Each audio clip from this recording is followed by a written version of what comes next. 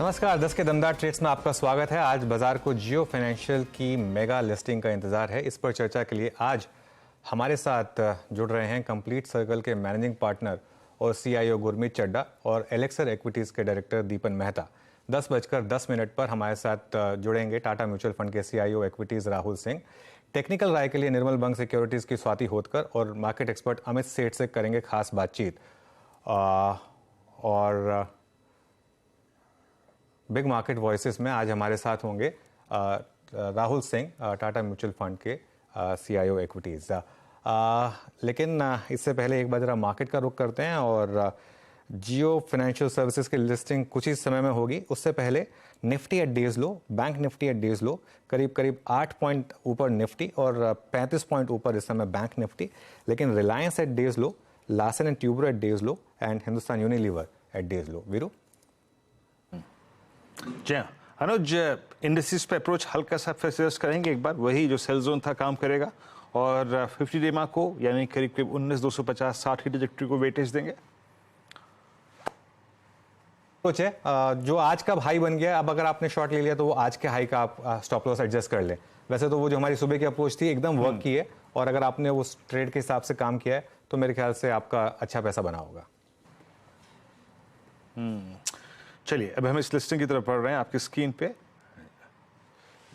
एक मिनट का समय बाकी है सिर्फ और मतलब फ्राइडे को जैसी ये खबर आई थी ना, जियो फाइनेंशियल सर्विसेज की लिस्टिंग होगी सोमवार को, उसके बाद हमने इमीडिएटली निफ्टी में करीब 100 की रिकवरी देखी थी। और अब ये आपकी स्क्रीन पर आप देखें, ये जियो फाइनेंशियल सर्विस की मैनेजमेंट एक तरफ और हम लिस्टिंग की तरफ बढ़ते हुए मात्र अब 1 मिनट का समय बाकी है। याद रखिएगा जो प्राइस डिस्कवरी हुई थी, प्राइस डिस्कवरी मैकेनिज्म के चलते वो थी करीब 261 रुपये 85 पैसे। अब हम इस लिस्टिंग का इंतजार करें। मार्केट्स अगर आप देखें आज स्टेबल हैं, हाँ हायर लेवल से कोलैप्स हुए 19,323 ऑन निफ्टी और निफ्टी बैंक करीब 43,893 के जोन में। निफ्टी आईटी ने एक स्विंग प्रोवाइड किया आज लगभग 182 पॉइंट का।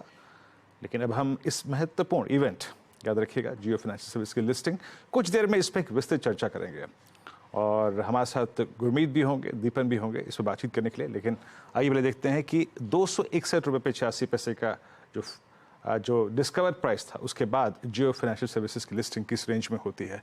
आपकी स्क्रीन पे लगभग 265 करीब 1.25% ऊपर फ्रीज हुआ था ये stock. And here we go.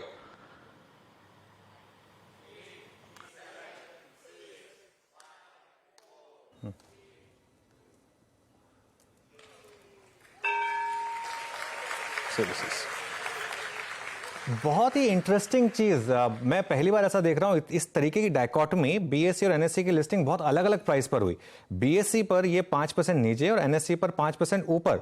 249-250 BSE पर और एनएसई पर 264 बीएसई पर। मेरे ख्याल से कुछ इंटरेस्टिंग हुआ ये पिछले कुछ मिनटों के लिए। ये एक अभी भी देखिए 12 रुपए के करीब का एक डिफरेंशियल चल रहा है। तो आर्बिट्राजर्स के तो मजे हैं इस समय। आपको इतना इंटरेस्टिंग आर्बिट्राज मिल रहा है इस समय दोनों शेयर में। अब हालांकि वो गैप क्लोज हो रहा है, लेकिन खैर अच्छी लिस्टिंग है। 255 मतलब 262 पर वो सेटल हुआ था, अब 255-260 के आसपास ही काम कर रहा है। तो ठीक है, इंटरेस्टिंग है। जियो फाइनेंशियल सर्विसेज की लिस्टिंग हुई और करीब 259 इस समय यहाँ पर उसका रेट। और ये अब इस समय आपकी स्क्रीन पर 260 पर एग्जैक्टली सेटल होता हुआ, 260 पर एग्जैक्ट सेटलमेंट इस समय आपको जियो फाइनेंशियल सर्विसेज की आपको दिखाई देगी। ये इस समय जीएफएस का रेट इस समय आपको विजिबल है। तो खैर ये लिस्टिंग अब इस समय अब एग्जैक्ट दोनों में सेम रेट हो गया 260 पर। लेकिन काफ़ी इंटरेस्टिंग मामला रहा ये। चलिए अब इस लिस्टिंग पर बात करते हैं। हमारे साथ दो खास मेहमान जुड़ रहे हैं इस समय। गुरमीत चड्ढा है हमारे साथ, कंप्लीट सर्कल के मैनेजिंग पार्टनर और सीआईओ, और दीपन मेहता एलेक्सर इक्विटीज का से। आप दोनों का शो में बहुत बहुत स्वागत है। गुड मॉर्निंग गुरमीत, किस तरीके से देख रहे हैं आप इस लिस्टिंग को और क्या पोटेंशियल रखता है ये? कोई आपने रिसर्च की होगी, किस तरीके के टारगेट्स होंगे आपके पास? अनुज, काफी काफी काफी एंटिसिपेटेड लिस्टिंग है ये। और स्पेशली जो प्राइस डिस्कवरी हुआ था 261 262 का। But Anuj, lending business, financial services business में टाइम लगता है स्केल बिल्ड करने में, अनलाइक बाकी बिजनेसेस। तो आप देखिए, अगर इसका अगर आप लेंडेबल नेटवर्क निकालें, तो लगभग लगभग 22-23 हजार करोड़ है। और उस बेसिस पे अगर आप ऑर्गेनिक ग्रोथ प्लॉट करें तो 12-15 बिलियन डॉलर तक का लेंडिंग कर पाएंगे विदाउट डाइल्यूटिंग द जो ट्रेजरी का स्टेक है उनका।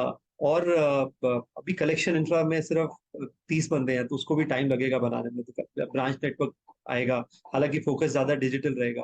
तो थोड़ा मुझे लगता है टाइम लगेगा, और थोड़ा सा ओवरहैंग भी हो सकता है, क्योंकि कुछ मेन इंडेक्स से बाहर जाएगा। हालांकि काफी सारी इंडाइसेस में इंक्लूड भी होगा जो बाकी के इंडाइसेस हैं, इंक्लूडिंग एमएससीआई एंड एफटीएसई। तो हो सकता है वहां थोड़ा सा ट्रेड ऑफ हो। तो इसको थोड़ा सा लंबे नजरिए से देखना चाहिए। टीम अच्छी बिल्ड कर रहे हैं। इनिशियली मुझे लगता है मॉर्गेज पे कम फोकस रहेगा, कंज्यूमर लेंडिंग एमएसएमई पे ज्यादा रहेगा। अपना पूरा मर्चेंट नेटवर्क को भी यूज करेंगे। एक चीज मैं जरूर देखना चाहूंगा कि इनऑर्गेनिक रूट क्या लेती है कंपनी, क्योंकि हमने रिटेल में देखा कि रिलायंस ने एक्विजिशन आफ्टर एक्विजिशन किए। तो वो एक मैं सेगमेंट थोड़ा देखना चाहूंगा, क्योंकि ऑर्गेनिकली ग्रो करेंगे तो जिस वैल्यूएशन पे है उस वैल्यूएशन को जस्टिफाई करने में थोड़ा समय लगेगा। प्लस बाजार देखना चाहेगा कि रिटर्न रेशियोज क्या है, कैसी एसेट क्वालिटी शेप अप हो रही है। तो मुझे लगता है एक जो मैं चीज देखना चाहूंगा वो उनका इनऑर्गेनिक ग्रोथ क्या रहेगा, और रिलायंस स्केल के लिए जाना जाता है। दूसरा मुझे लगता है ये थोड़ा सा मार्जिन डाइल्यूटिव हो सकता है बाकी एनबीएफसी के लिए, थोड़ा डिस्टर्ब कर सकता है कुछ एक सेगमेंट्स को, जैसे अनसिक्योर्ड पीएल में, माइक्रो लैब में, कुछ प्रोडक्ट्स में थोड़ा मार्जिन डाइल्यूटिव हो सकता है। मुझे नहीं लगता एसेट ग्रोथ इतना डिस्टर्ब करेगा, थोड़ा सा मार्जिन डाइल्यूटिव जरूर हो सकता है। ओके, लेकिन गुरमीत, बड़ा सवाल यह है कि क्या ये बजाज फाइनेंस को डिसरप्ट कर सकता है? ओरिजिनल डिसरप्टर को क्या डिसरप्ट कर सकता है ये, given the size and strength of balance sheet? उस पर आपका क्या व्यू होगा? नहीं, मुझे मुझे अनुज ऐसा नहीं लगता है, कि क्योंकि मार्केट बहुत बड़ा है, इतना अंडर पेनिट्रेटेड। और बजाज ने, आप देखिए, वापस से एयूएम ग्रोथ रिवाइज किया 29 से 31%। 12 से 14 मिलियन कस्टमर्स की बात कर रहे हैं। और 10 साल का ट्रैक रिकॉर्ड है। सारे स्ट्रेस टेस्ट देखे हैं तो लेंडर का सही स्ट्रेस टेस्ट एक खराब साइकिल में होता है, जैसे कोविड में हुआ था। बट जियो स्केल बिल्ड करेगा।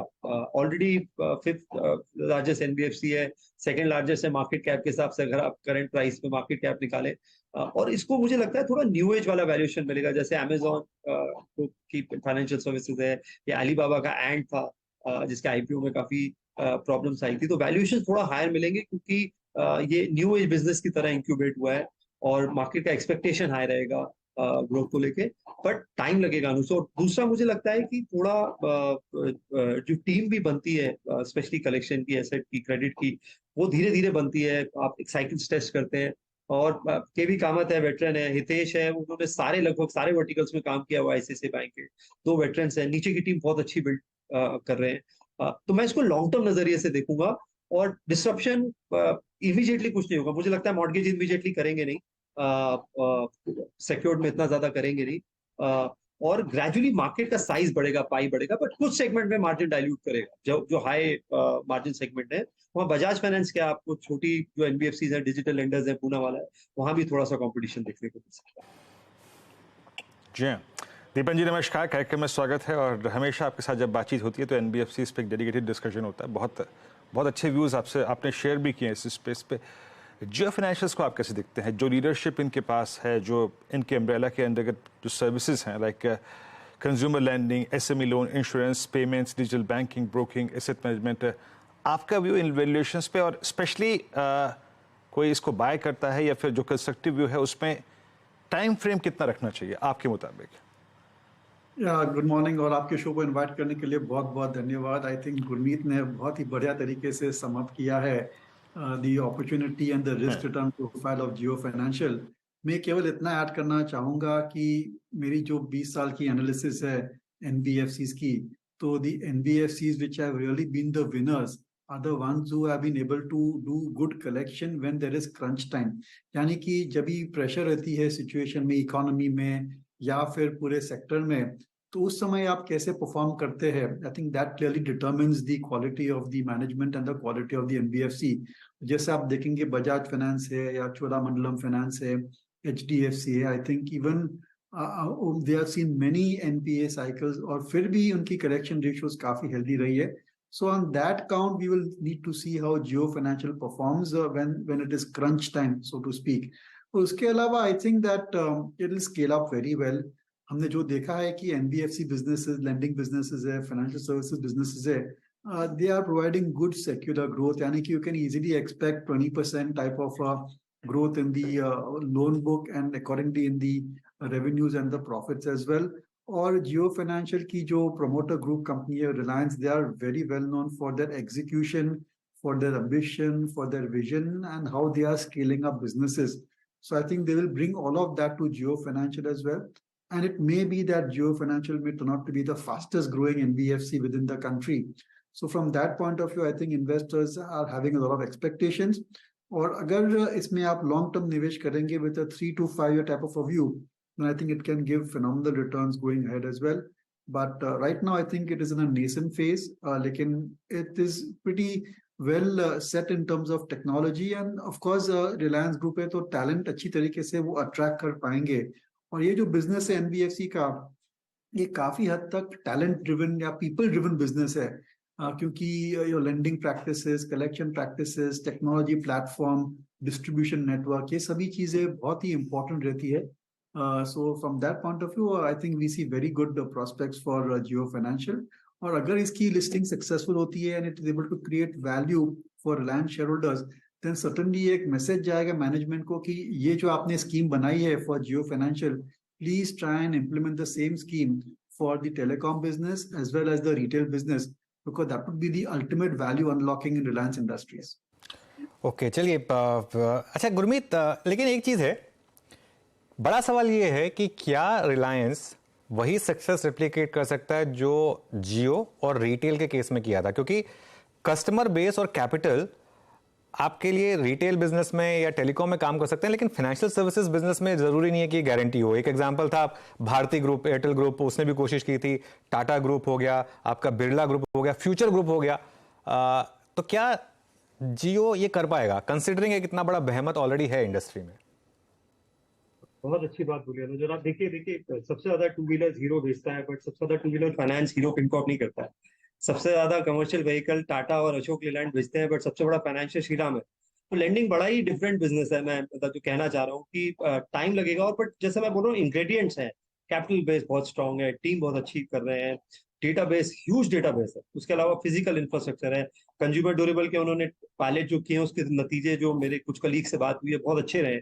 और वो बड़े निश सेगमेंट में शुरू में फोकस करेंगे, क्योंकि शुरू में जैसे मैंने बोला कि पेमेंट सिस्टम्स को भी यूज करेंगे, क्योंकि उनको नए मर्चेंट्स भी एक्वायर करने हैं, दोनों तरफ एक्वायर करने हैं, तो थोड़ा सिनर्जीज आएगा बाकी बिजनेस से.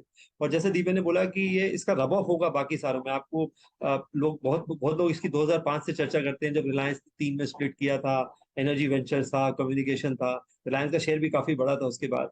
और यहाँ पे जो न्यू एज बिजनेस है ये ऑलरेडी 50% एबिट के आसपास पहुंच गए हैं, जियो और रिटेल. तो बाजार की भी निगाह रहेगी. तो थोड़ा सा मैं कहता हूँ इसको वैल्यूएशन ज्यादा मिलेगा क्योंकि न्यू एज बिजनेस है, बट थोड़ा टेस्ट करने में मुझे लगता है अनुज टाइम लगेगा. एक्विजिशंस पे निगाह रखिए, और जितने भी बिजनेस है अनुज, एएमसी का बिजनेस है, इंश्योरेंस बिजनेस है, समय लगता है प्रॉफिटेबल. ये बड़े बैक एंडेड बिजनेसेस हैं, तो इमीडिएटली हम एक्साइटमेंट में हमें कोई वैल्यू नहीं एस्क्राइब करते. ओके बिल्कुल, इमीडिएटली नहीं कोई वैल्यू एस्क्राइब कर सकते. अच्छा दीपन जी, अभी के लिए तो जो जियो की नेटवर्थ है वो लार्जली जो उनका स्टेक है रिलायंस में उससे आ रही है. इवेंचुअली आपको एक लग रहा है कि ये और इसकी बुक वैल्यू बढ़ेगी, और किन अपॉर्चुनिटीज या किन सेक्टर से वो आपके हिसाब से आएगी? देखिए अनुज, ये जो पूरी आप ट्रेजरी स्टॉक की बात कर रहे हैं, उस पर अभी तक मैनेजमेंट का कोई व्यू नहीं है कि how they will use the treasury stock. They could either sell the treasury stock in the market or they could pledge it and raise resources. पर मेरे ख्याल से जियो फाइनेंशियल को रिसोर्स रेजिंग की कोई इशू नहीं आएगी. एंड इनफैक्ट अगर आप देखेंगे तो जितने भी इंडस्ट्री ग्रुप की एनबीएफसीज है, I think they are done fairly well. They are able to raise large resources. और जो बैंक्स है या फिर जो रिटेल डिपॉजिटर्स है, they have great faith in such businesses and such companies, because there's an implicit guarantee कि Reliance group की पूरी फाइनेंशियल मसल पावर, उनका पूरा balance sheet is there, behind Jio Financial. So from that point of view, Jio Financial की सबसे बड़ी edge ये रहेगी कि they will be able to raise low cost deposits.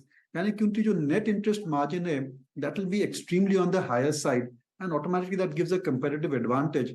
So of course we need to understand कि ये जो treasury stock है, how that will be used, और जिस हिसाब से वो स्कीम उन्होंने डिवाइस की है, आई थिंक कुछ तो मैनेजमेंट में ऐसे कोई स्ट्रेटेजी है to use this treasury stock in a way that it can add a lot of value to Jio Financial share holders.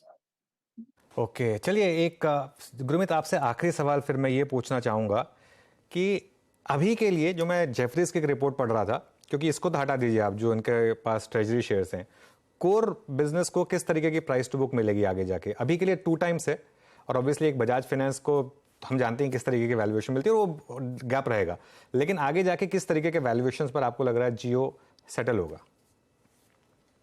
मतलब सिमिलर रहेगी मुझे लगता है चोला और बजाज की तरह शुरू में, क्योंकि मार्केट का वैसा एक्सपेक्टेशन है उनसे, और ग्रोथ का एक्सपेक्टेशन है, क्योंकि बजाज में भी आप देखिए जैसी ग्रोथ थोड़ी सी टेम्पर ऑफ हुई, वो 6-7 का आ गया जो 9-10 का बुक वैल्यू था। तो क्योंकि बेस छोटा है अभी, और ग्रोथ अच्छी क्लॉक करेंगे ऐसा मुझे लगता है, तो चोला और बजाज वाली वैल्यूएशन पैक्ट थोड़ा उसी रेंज में मिलनी चाहिए। चोला अगर आप देखेंगे अभी 4.2 टाइम्स है FY25 बुक वैल्यू के, बजाज आई थिंक करीबन 5.5-6 टाइम्स है। तो मुझे लगता है 5-6 टाइम्स के आसपास स्ट्राइक होगी, और पहले $10-15 बिलियन के लिए जो करंट लेंडेबल नेटवर्थ है पर्याप्त है मेरे हिसाब से। आगे देखना पड़ेगा अगर एक्विजिशंस करते हैं और क्या इनके प्लान्स हैं, और क्या क्या बिजनेस इंक्यूबेट करते हैं एएमसी इंश्योरेंस के अलावा। आईआईडीबी अभी थोड़ा लीनियंट है इन टर्म्स ऑफ जो फ्रेश लाइसेंसेस दिए हैं। मुझे लगता है इंश्योरेंस में भी थोड़ी बड़ी अनाउंसमेंट्स आपको देखने को मिलेगी, जैसे एएमसी में देखने को मिली। ओके, चलिए गुरमीत और दीपन, आपका बहुत बहुत शुक्रिया आज हमारे साथ जुड़ने के लिए और इस बड़ी लिस्टिंग पर बातचीत करने के लिए। अब एक काम करते हैं, एक छोटा सा ब्रेक लेते हैं और ब्रेक के बाद आज की मार्केट पर वापस। चलिए, अब हमारे साथ 2 फ्रेश गेस्ट जुड़े हैं, फ्रेश पर्सपेक्टिव लेकर कुछ नई ट्रेड्स के साथ। अमित सेठ हैं हमारे साथ और स्वाति होतकर। आप दोनों का बहुत बहुत स्वागत है शो में। Amit ji, good morning. पहले आपसे शुरुआत करेंगे, बताइए आपके इस समय की ट्रेड्स। जी, good morning Anuj ji, good morning Viren ji, and good morning everybody on the panel. Anuj ji, इस समय की मेरी 2 ट्रेड रहेंगी। पहला रहेगा एनटीपीसी एक स्ट्रॉन्ग स्ट्रक्चर है, इसमें हमने एक काफी स्ट्रॉन्ग रनअप देखा था। स्टॉक ने एक ऑर्डरली पुल बैक दिया अपना 10 और 20 डे एक्सपोनेंशियल मूविंग एवरेज के आसपास, और वहां से एक रिकवरी हम देख रहे हैं। स्टॉक का रिलेटिव स्ट्रेंथ अच्छा है and largely unaffected bye market volatility, तो इसीलिए मैं एनटीपीसी पहले चूज कर रहा हूँ। लगभग 216 रुपए 80 पैसे का भाव है इसका। टारगेट्स रहेंगे 223 एंड देन 225, स्टॉप लॉस रहेगा 213 का। नेक्स्ट स्टॉक मेरा रहेगा एलटीटीएस का रैशनल ये है कि इसमें एक रिलेटिव स्ट्रेंथ लाइन का क्लियर कट ब्रेकआउट है मिड कैप आईटी में। स्टॉक में काफी मोमेंटम भी काफी अच्छा है। 4336 इसका प्राइस है। टारगेट्स लगभग रहेंगे 4450 रुपए के, और स्टॉप लॉस इसका रखूंगा 4275 का। ओके, आपके 2 ट्रेड हो चुके हैं। स्वाति जी, आपके 2 ट्रेड्स क्या रहेंगे? Good morning. Good morning. आज के लिए मैं 2 बाय कॉल देना चाहूंगी। पहला है अंबुजा सीमेंट पे हम देख रहे कि काफी स्ट्रॉन्ग पॉजिटिव मोमेंटम रैली हम लोग ने लास्ट वीक देखी थी, एंड आई बिलीव ये कैरी फॉरवर्ड हो सकता है कि अभी फिलहाल तो 220 डीएमए के आसपास ये होवरिंग कर रहा है।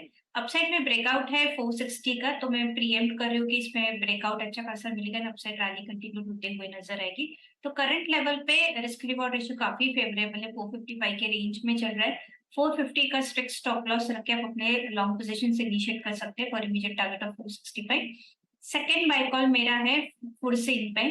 फुडसिन का ये पर्टिकुलर काउंटर अभी हम देख रहे हैं कि 50 डीएमए का काफी अच्छा सपोर्ट लिया है, वहां से एक बाउंस बैक रैली नजर आ रही है। आज ओपन लो भी ऑलमोस्ट सेम है, एंड मुझे लगता है कि ये जब भी ऐसे फॉर्मेशन होते हैं एंड सपोर्ट लेवल पे काउंटर्स चलते हैं तो काफी अच्छी मोमेंटम रैली हम देखने मिल सकती है। फूड इन 186 के रेंज में चल रहा है करंटली। स्ट्रिक्ट स्टॉप लॉस रखिएगा 180 का। आई बिलीव कि इसमें टारगेट 195 to 200 के लेवल्स हमें देखने मिलेंगे। ओके, चलिए, तो ये इस समय की ट्रेड्स आपके लिए। लेकिन अब बिग मार्केट वॉइसेस में हमारे साथ टाटा म्यूचुअल फंड के सीईओ इक्विटीज राहुल सिंह जुड़ गए हैं, उनसे बात कर लेते हैं। Rahul ji, good morning. काफ़ी समय के बाद मार्केट में करेक्शन देखने को मिल रहा है। हालांकि प्राइस वाइज बहुत ज़्यादा डैमेज नहीं है, निफ्टी में 3.5% ही है, लेकिन बैंक निफ्टी में करीब 5-5.5%। किस तरीके से देख रहे हैं आप इस करेक्शन को? देखिए, ये करेक्शन हेल्दी करेक्शन है, क्योंकि आपने देखा था जुलाई में काफ़ी स्ट्रॉन्ग रैली हुई थी और स्मॉल मिड कैप में भी काफ़ी रैली थी। सो इन अ वे ये एक तरीके का कंसोलिडेशन फेज़ मैं मानूंगा, क्योंकि वैल्यूएशंस हालांकि हमारी एक्सपेंसिव है, it is not very expensive compare to other emerging markets. हमारी वैल्यूएशंस थोड़ी जो प्रीमियम है वो 65-70% वापस पहुंच गई है। तो इस लेवल पे एक पॉज ज़रूरी था मेरे हिसाब से, और इस करेक्शन को मैं वही मानूंगा। थोड़ी सी जो एक इंटर सेक्टोरल जो मूवमेंट हो रही है वो यहाँ पे एसेस हो रही है कि कौन से सेक्टर्स अभी रिस्क रिवॉर्ड किस में अच्छा लग रहा है। तो एक तरीके का ये रोटेशन का पीरियड हो सकता है या कंसोलिडेशन का पीरियड हो सकता है मेरे हिसाब से। ऑल्सो एक और चीज़ अगर हम देखें तो इंटरेस्ट रेट्स पे जो हमारी जो व्यू थी कि हो सकता है कि एक दो पॉज हो और फिर रेट कट शुरू हो जाए, उस व्यू पे भी थोड़ी बहुत चेंजेस हुई हैं ग्लोबली और इंडिया में भी, क्योंकि इन्फ्लेशन का जो रुझान रहा है और जो सेंट्रल बैंक्स की जो स्टेटमेंट्स रही हैं उससे ये भी लग रहा है कि इंटरेस्ट रेट्स काफ़ी दिनों तक हाई रह सकती हैं। भले ही रेट हाइक्स न हों लेकिन काफ़ी देर तक हाई रहने की उम्मीद है। तो जब इंटरेस्ट रेट्स हाई रहती हैं और बॉन्ड यील्ड्स बढ़ जाती हैं, आपने देखा हो इंडिया में भी बॉन्ड यील्ड्स 15-20 बेसिस पॉइंट्स बढ़ गई हैं और यूएस में तो बढ़ी हैं, तो उससे भी एक इक्विटी पे जो है डाउनवर्ड प्रेशर आता है। तो एक कॉम्बिनेशन बोलूँगा मैं कुछ काफ़ी चीज़ों का जो इस मार्केट करेक्शन को डिफाइन करता है। अच्छा राहुल जी, एग्जैक्टली बैंक से बात करते हैं। इस बार जो एसबीआई की नंबर्स रहे, अर्निंग्स रही, एनआईएम्स उनके अगर आप देखें काफ़ी ख़राब रहे इस बार। बट एक समय हम जब कंपैरिजन करते थे प्राइवेट बैंक्स और पीएसयू बैंक्स में, तो हम बहुत बड़ा एक डिफरेंशियल जो देखते थे, वो देखते थे जो परसिस्ट करता था व्यूज़ में, वो था उनके एनपीएस को लेकर, ग्रॉस एनपीएस को लेकर। लेकिन आज की तारीख में उनकी जो एनपीएस साइकिल है वो काफ़ी सही, सुदृढ़ और एक मजबूत जोन में है पीएसयू बैंक्स की भी। सर, पीएसयू बैंक्स के लिए अब आपके मापदंड क्या हैं, और अभी भी इन प्राइसेस पे आप पीएसयू बैंक्स को कितना फेयरली वैल्यूड मानते हैं सर? तो पीएसयू बैंक्स, आपकी बात सही है कि पहले जो 5 साल पहले या 10 साल पहले जो अगर हम देखें तो इनकी एनपीएज में काफ़ी डिफरेंस होता था, लेकिन बहुत सारी चीज़ें चेंज हुई हैं। एक तो पीएसयू बैंक्स की जो मिक्स ऑफ लोन बुक है वो भी पहले ज़्यादा कॉर्पोरेट होती थी, अब कॉर्पोरेट रिटेल काफ़ी मिक्स हो गया है, रिटेल भी काफ़ी हो गई है। तो जहाँ पे एनपीएज आते हैं तो धीरे धीरे बिल्डअप होते हैं, वो ग्रैनुलर लेवल पे होते हैं, और एक कॉर्पोरेट लेवल पे जो एनपीएज होता है वो बल्क में होता है। तो ये एक मेजर चेंज हुआ है। दूसरी चेंज ये हुई है कि आरबीआई भी काफ़ी स्ट्रिक्ट हो गई है on NPL monitoring, early warning monitoring. तो उसकी वजह से एक सिस्टम में भी सुधार हुआ है। तो सिस्टम में सुधार और लोन बुक मिक्स जो पीएसयू बैंक्स में चेंज हुआ है, उसकी वजह से जो एनपीए डिफरेंस, मान लीजिए अगर एनपीएल बैड लोन साइकिल आती भी है, तो हमारा मानना ये है कि जो एनपीएल्स में डिफरेंस दिखती थी बिटवीन प्राइवेट सेक्टर बैंक और पब्लिक सेक्टर बैंक, वो डिफरेंस शायद अभी भी रहेगी, लेकिन वो जो इतनी वाइड डिफरेंस होती थी वो उतनी वाइड डिफरेंस शायद न रह जाए। तो ये एक लॉन्ग टर्म स्ट्रक्चरल रीज़न है, और ये आपको वैल्यूएशन में धीरे धीरे ही दिखेगा, क्योंकि जो एक लो हैंगिंग फ्रूट था वैल्यूएशन में, जो एक री रेटिंग थी, जो एक फर्स्ट लेवल ऑफ री रेटिंग थी, वो तो मोर और लेस कंप्लीट हो गई है। लेकिन अब यहाँ से भी अगले 2-3 साल में अब जो PSU banks in structural reasons का ज़्यादा एडवांटेज ले पाएंगे, और जिन्होंने अपनी रिटेल अपनी जो लोन बुक मिक्स है जल्दी से चेंज कर लिए, जिनकी सिस्टम प्रोसेसेस ठीक हैं, अब उनकी री रेटिंग ही होगी। अब सारी पीएसयूज की एक साथ री रेटिंग हो, ऐसा बोलना थोड़ा मुश्किल हो गया है। लेकिन अभी भी मैं मानता हूं कि पोटेंशियल है, क्योंकि कुछ कारणें जो चेंज हुई हैं, जो कुछ कारण जो मैंने आपको बताया, उनकी वजह से एक स्ट्रक्चरल तरीके से भी पीएसयू बैंक्स की रिटर्न ऑन इक्विटी और रिटर्न ऑन एसेट क्या है, स्टेबल रहने की ज़्यादा उम्मीद है। पहले ज़्यादा वॉलेटाइल होती थी, अब ज़्यादा स्टेबल रहने की उम्मीद है। ओके अच्छा सर, राहुल सर, अभी भी इन्फ्लेशन हमारी जो एक कंफर्टेबल ट्रेजेक्ट्री है उससे, मतलब लास्ट आरबीआई की कमेंट्री में तो वो एक दिक्कत का सबब था ही। सर, मैं ये एक पूछना चाहूँगा आपसे सवाल, अगर मान लीजिए मैं एक टिपिकल म्यूचुअल फंड निवेशक ही हूँ और मैं इस वक्त अगर 10 लाख रुपए एलोकेट करना चाहता हूँ, सर मेरी थीम क्या होनी चाहिए? कितना आप शॉर्ट टर्म फंड्स में प्लेस करें, कितना आप डायनेमिक बॉन्ड फंड में प्लेस करें? थोड़ा सा इसका जो तालमेल है क्या होना चाहिए, सर बताएंगे आप? आपके मुताबिक रीजनेबल कॉम्बिनेशन क्या होगा? देखिए, मैं तो इक्विटी के बारे में ही बात कर सकता हूँ, चूंकि मैं इक्विटी का ही फील्ड में देखता हूँ। तो उसमें मैं सोचूंगा कि अभी एक अच्छा मिक्स होना चाहिए between hybrid funds and other funds. तो मेरा मानना ये है कि अभी जो मार्केट का जिस दौर से हम गुजर रहे हैं उसमें बैलेंस्ड एडवांटेज फंड या डायनेमिक एसेट एलोकेशन फंड काफ़ी इम्पोर्टेंट काफ़ी मायने रखता है। उसमें काफ़ी एलोकेशन होनी चाहिए, कोर एलोकेशन होनी चाहिए। लेकिन एक जो इकॉनमी एक दौर से गुजर रही है जिसमें हमें दिख रहा है investment cycle revival, real estate revival, capex revival, तो उसका भी हमें फ़ायदा उठाना है। तो हमें एक तरफ तो अपनी बैलेंस्ड एडवांटेज फंड के थ्रू कैपिटल प्रोटेक्ट करके हमें एक स्टेबल जो रिटर्न है फिक्स्ड डिपॉजिट से थोड़ा higher return with equity taxation, एक तो हमें उस पर ज़्यादा ध्यान रखना पड़ेगा। एट द सेम टाइम हमें ये भी देखना पड़ेगा कि इकॉनमी जिस दौर से गुजर रही है उसमें किस तरीके के फंड्स अच्छा कर सकते हैं। हमारा मानना ये है, और स्पेशली हमारी जो फिलॉसफी रही है ग्रोथ एट रीजनेबल प्राइस, वो इस इंटरेस्ट रेट सिनेरियो में ज़्यादा काम करेगी। तो एक डाइवर्सिफाइड फंड कैटेगरी और फिर जो सेक्टोरल फंड्स, जो हमें सेक्टर फंड्स अच्छे लगते हैं, तो एक अच्छा हेल्दी कॉम्बिनेशन रखना चाहिए बिटवीन बैलेंस्ड एडवांटेज फंड और diversified equity category, whether it is large and mid cap और मल्टी कैप। और जो लास्ट कैटेगरी है उसमें मैं सोचूंगा सेक्टर फंड्स और स्मॉल कैप, जहां से आप ज़्यादा अल्फा क्रिएट कर सकते हैं, क्योंकि मार्केट भी ब्रॉड बेस हो रही है। तो हमें एक तरीके से बहुत कंजर्वेटिव भी नहीं होना है, और जो भी हमें कंजर्वेटिव रहना है या कॉशियस रहना है वो हम बैलेंस्ड एडवांटेज फंड के जरिए हम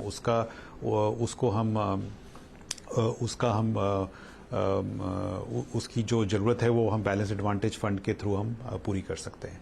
और जो बाकी एलोकेशन होना चाहिए वो हमें लगता है कि वो अगर आपको एज अ कॉम्बिनेशन 10 से 15% इक्विटी रिटर्न दे सके अगले 2-3 साल में, तो मेरे ख्याल से आपकी पोर्टफोलियो एकदम सही रहेगी। ओके, अच्छा, ठीक है। एक आखिरी सवाल राहुल, ये आईटी में आपको लग रहा है क्या कि अब बॉटम बन चुका है, रिगार्डलेस ऑफ नंबर्स जो आ रहे हैं, मार्केट अब नेगेटिवली रिएक्ट नहीं कर रहा है?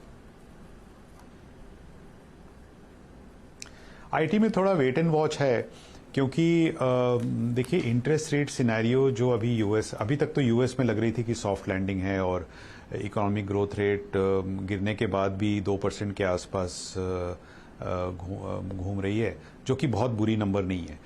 जबकि आप देखेंगे कि मार्च अप्रैल में जब हम लोग बात कर रहे थे तो ऐसा लग रहा था कि यूएस रिसेशन में चली जाएगी दिसंबर तक। वो सिनेरियो तो नहीं लग रहा है, लेकिन अब जहां तक फेडरल रिजर्व के रवैये का सवाल है, ये ऐसा जरूर लग रहा है कि इंटरेस्ट रेट हाई रहेंगी, और इंटरेस्ट रेट जब हाई रहेंगी तो ये सॉफ्ट लैंडिंग या जो lower economic growth rate of 1.5-2% US में है, शायद फेडरल रिजर्व इसको ज़्यादा दिन तक एक्सटेंड करना चाहेगी। और ये अगर रहेगा तो अगर हमारी वॉल्यूम ग्रोथ या रेवेन्यू ग्रोथ वापस आती है तो वो अब अगले साल ही वापस आएगी।